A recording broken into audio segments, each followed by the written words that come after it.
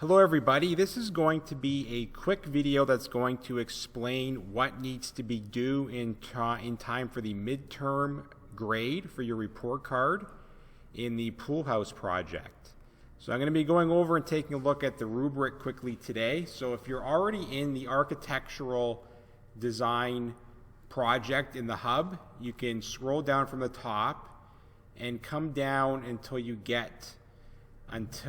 find TDJ2O Pool House Floor Plan Rubric Ancaster 2020. So I'm clicking into this. This is posted for you today so you can take a look at what's going to be included.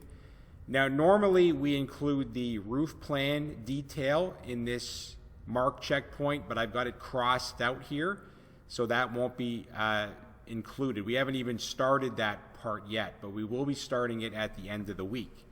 So this part at the bottom, roof plan and paper space layouts, it's all been struck out and will not be included. So we're only going to be taking a look at these first three criteria, which is going to make this out of 30 for 10 marks each. So taking a look at the first one, it says for your square footage, we know that we had to work within an area of 625. So it says that the area is within 2 square feet of 625 and does not include exterior wall section in the calculation. So you're going to lose half a mark for every 2 square feet you're out of the tolerance. So keep in mind, and this is something that I had mentioned earlier when we started this project in our rough planning. Taking a look next at the floor plan, so I'm going to be checking to make sure that all the outside walls are drawn to the proper dimensions based on the chosen exterior wall, which is either brick, stucco, and siding.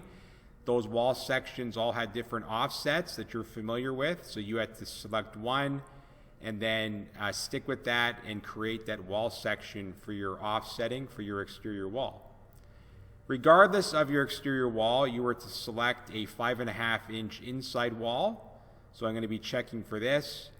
We're going to be checking to make sure that the windows are positioned correctly within your wall section. Have you selected the proper window for your proper wall section style?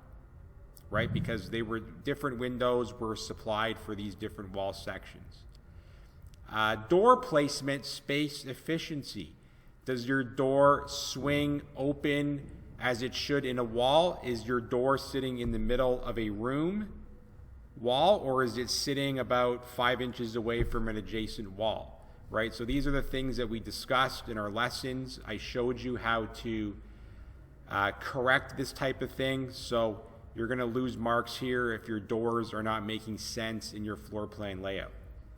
And lastly, do you have all the rooms included? Do you have a living area or a sitting room? Do you have a kitchen? If it is a galley, it's worth 2 marks. If your kitchen is not galley style, you're going to be losing a mark. Do you have a bathroom and a storage room included? Lastly, we're looking at fixtures and appliances. Your bathroom must include a toilet, a sink, or a tub shower. That tub specifically should fit your wall along your bathroom width. This is something that was discussed.